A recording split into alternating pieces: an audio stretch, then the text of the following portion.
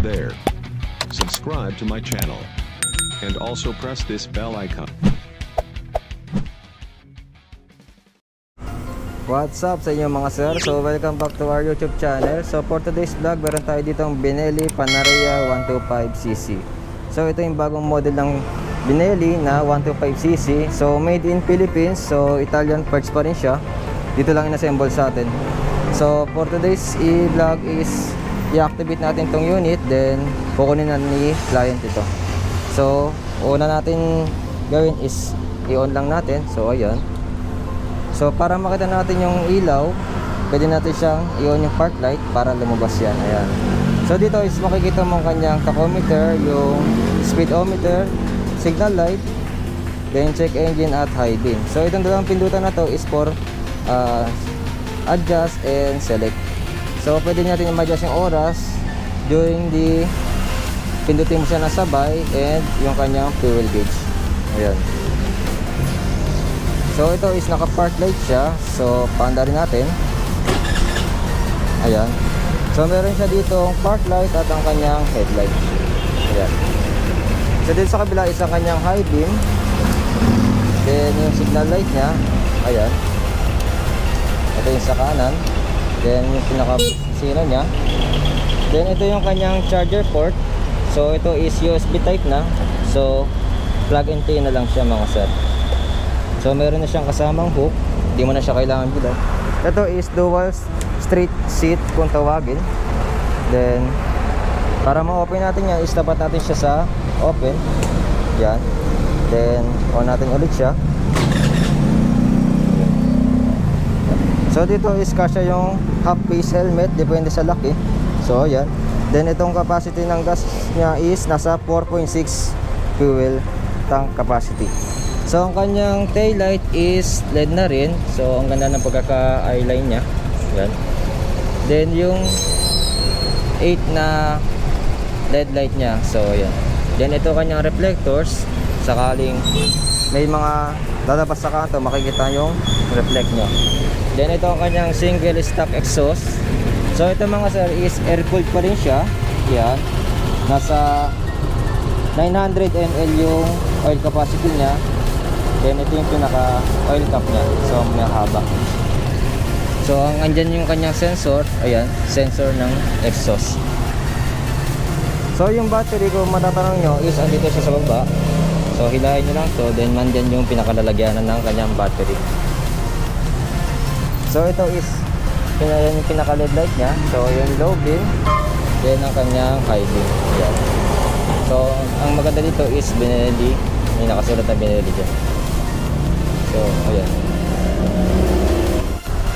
So ito mga sir is 12-inch wheel lang siya, single disc sa harap, then mamaya drum brake sa likod. So ito is dual piston caliper na siya. Then ang size ng tire nito mga sir is nasa 100 by 90 by 12. So ito is, ang brand nito is Yuan Sing. So tubeless tire, harap likod. Ayan. Then itong size sa likod is 110 by 90 by 12. So tubeless na rin siya. So maganda na siya, good for the long ride na. Then ito, magkaganda sa exhaust pipe niya is mayroon na siyang exhaust cover. Yan. So meron din siyang kickstarter. Once na yung motor is na drain ang battery, mapapaandar mo pa rin siya. Then ito yung pinaka air cleaner niya dito. So ito yung step nut pang back ride. So medyo masikip siya. Yan.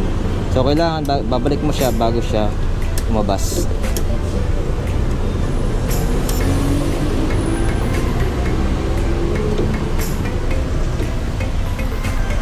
Ito is wala siyang sensor mga sir. So normal na umaandar pa rin siya pagka sina-stand mo siya. So paparinig ko lang sa inyo yung exhaust pipe nya.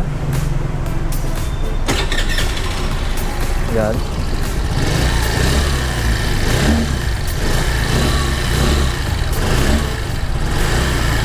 So dumadamba siya. So malakas to compare sa ibang 125. So plain pa rin yung kanyang kulay. So pure red.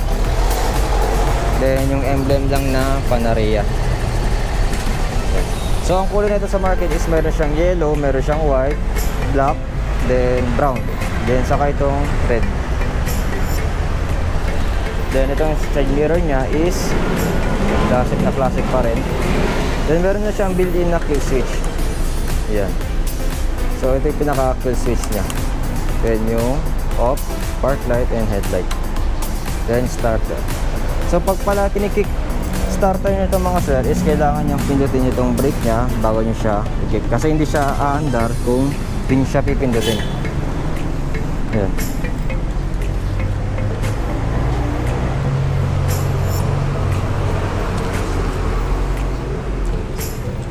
So ang engine nito is nasa single cylinder, 4-stroke, air-cooled, and B-belt drive. So fan belt, 2-valve, single overhead cam, 125cc, single exhaust. Then RPM max torque nya is 6,000 RPM. Then RPM max power is 7,500 RPM. Tapos ang last is ang max torque nya is 9.2 Newton meter. So yun yung specs ng kanyang engine. So CVT type yung kanyang transmission. So mga plastic lang to mga sir, hindi siya metal.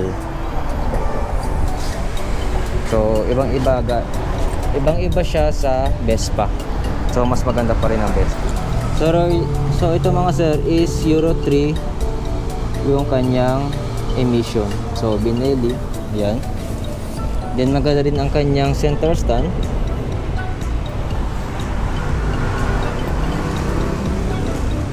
So yun lang mga sir. So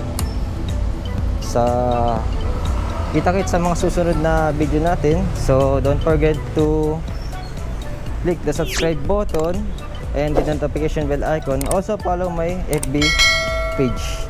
So yun lang mga sir. Ka-ciao.